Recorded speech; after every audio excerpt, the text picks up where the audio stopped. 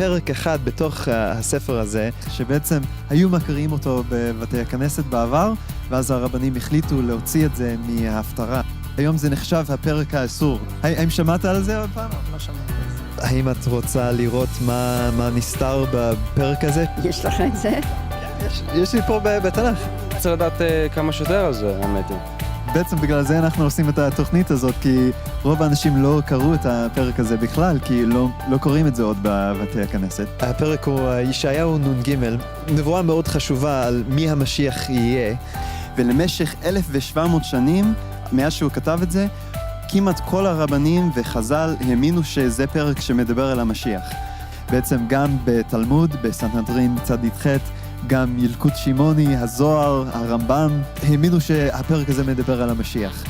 אז עכשיו אנחנו מגיעים לקטע הכי כיפי, שאנחנו נקרא כמה קטעים מאותו פרק ונראה על מה זה מדבר. זה וחדל אישים, איש מכאובות וידוע חולי, וכמסתר פנים ממנו נבזה ולא חשבנוהו. הוא היה בזוי ודחוי על ידי בני אדם, איש שידע כאבים ומחלות, הוא היה כמו אדם שמסתירים ממנו את הפנים, בזוי וחסר ערך בעינינו. שזה מדבר העניין הזה על המשיח. זה חזק מאוד. אדם כמו שכתוב בזוי ודחוי על ידי החרבה. העם שלנו היה משוכנע שהוא שלילי. לא יודע למה. לא קיבלו אותו. דחו אותו. לא חשבנו שהוא היה המשיח. כל אוינו הוא נשא ומכאובנו סבלה. ואנחנו חשבנו הוא נגוע, מוכה אלוהים, מעונה. לכן הוא נשא את המחלות שלנו, סבל את הכאבים שלנו, ואנחנו התייחסנו אליו כמו אל חולה במחלה קשה, שאלוהים גרם לו להיות מושפל ומעונה. הוא לקח את כל הכאב, את כל הסבל ואת כל המחלות עליו. ובכל זאת, דחו אותו. הוא עשה לנו טוב ובעצם נתנו לו רע בחזרה. הוא סובל בגללנו, בגלל כל בעצם העבירות שאנחנו עושים, אז הוא סובל את הכאב הזה. הוא נתן לנו מעצמו, הוא סבל בשבילנו, הוא לקח את המחלות שלנו, את כל החטאים שלנו. מעוצר וממשפט לוקח את דורו, מי ישוחח, כי נגזר מארץ חיים, מפשע עמי, נגע למו. ויתן את רשעים קברו, ואת עשיר במותיו, על לא חמס עשה ולא מרמה בפיו. בפסוק 12 כתוב, תחת אשר הערה למוות נפשו. מה התוצאה של הסבל שלו בסופו של דבר? הוא מת. הוא מת. הוא ימות. עם עשירים, איזה כיף. אני גם רוצה. אז קיצר ישימו אותו על דברים שהוא לא עשה, וקיבל על זה. מעניין. הוא מת, אבל לא מוות עם כבוד.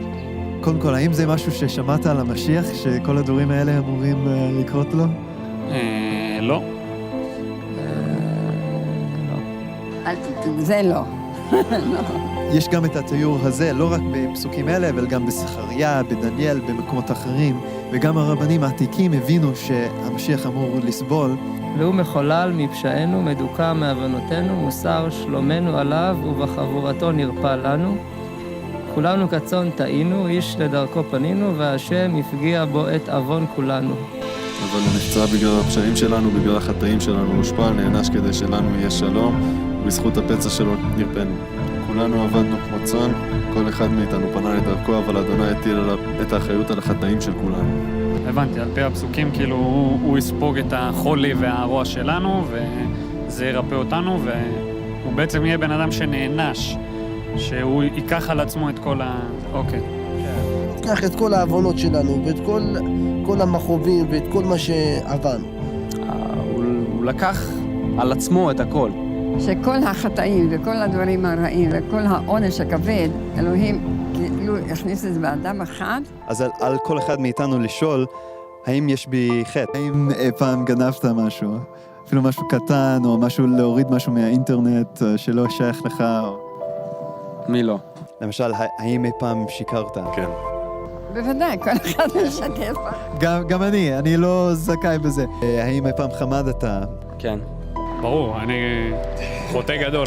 וגם לפי התנ"ך, כל המחשבות וגישות הרעות שלנו, כמו אנוכיות או הגאווה או כל הדברים כאלה, הם גם נחשבים לחטא. אז אם למשל אנחנו היינו מקרינים כל המחשבות שלך על מסך, וכולם שמכיר אותך היו רואים אותם. היית רואה רק מחשבות טובות שם, או גם כמה לא טובות? גם וגם, גם וגם, כן. קודם כל, ברור שתראה גם מחשבות לא טובות, אז כל האנשים, גם הצדיק שבצדיקים, יהיה להם מחשבות רעות בראש. אבל היו לפעמים מחשבות שהייתי אומרת, אם היא הייתה נעלמת זה היה טוב. אלוהים הוא קדוש וטהור לגמרי, והוא לא יכול להיות בנוכחות של חטא. אז זה בעצם, החטא שלנו מפריד אותנו ממנו, ומגיע לנו בסופו של דבר גם עונש. כתוב ביחזקאל 18 פסוק 4, שהעונש שמגיע לנו זה מוות. בסופו של דבר, הפרדה מאלוהים לנצח, כי... לא הייתי רוצה. אז בסוף אתה חושב שאתה צריך סליחה וכפרה על החטאים שלך, או לא? כן, 100%. גם אני, גם כולן בעצם, אין מישהו שלא. אבל יש גם חדשות טובות, כי אלוהים הוא לא רק שופט, הוא גם אבא שאוהב אותנו. ולכן הוא נתן בתורה את המערכת הקורבנות.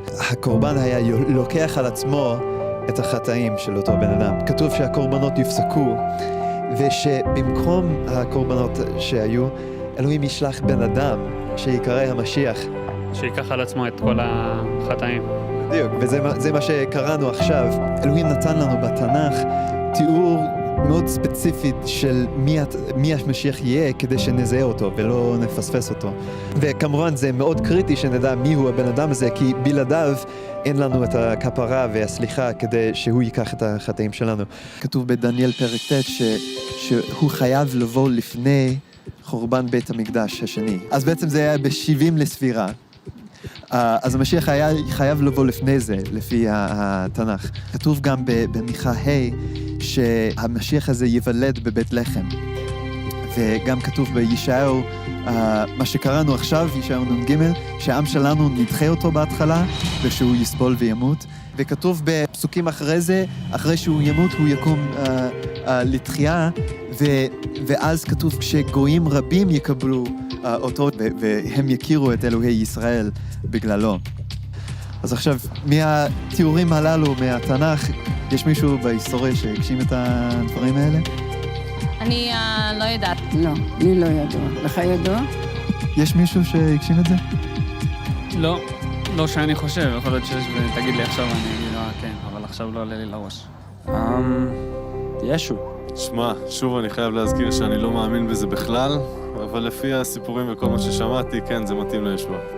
עשו ממנו איש קטן על איש גדול, שהוא בעצם כן עשה מעשים טובים, והוציאו אותו בדיוק ההפך.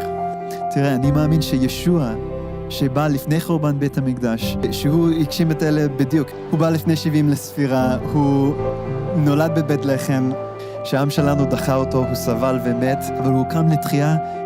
היו 500 אנשים יהודים שראו אותו חי אחרי שהוא מת, והם כתבו עליו, וגם כמובן הגויים קיבלו אותו אפילו מיליארדים, והמשיח אמר, אני אקח את זה על עצמי, כל הסבל והעונש שהיה מגיע לכם, אני אקח את זה על עצמי. אבל כדי לקבל את זה, אנחנו חייבים לעשות מה שהיו עושים אז. מתוודים על החטאים, מצטערים עליהם, להתחייב לא לעשות אותם עוד, וגם להאמין ולהעביר את החטאים שלנו עליו. רק אם אנחנו נאמין באותו משיח ונקבל אותו, אז הוא יקבל את כל החטא שלנו על עצמו. לא נראה לי ששמעתי את הדברים האלה בגלל שהנושא מגיע לישו, כבר יש כזה מחסום, שלא רוצים אפילו לחשוב על זה, לא רוצים לפתוח את הראש, להיות, באמת, להביא לזה מחשבה קצת.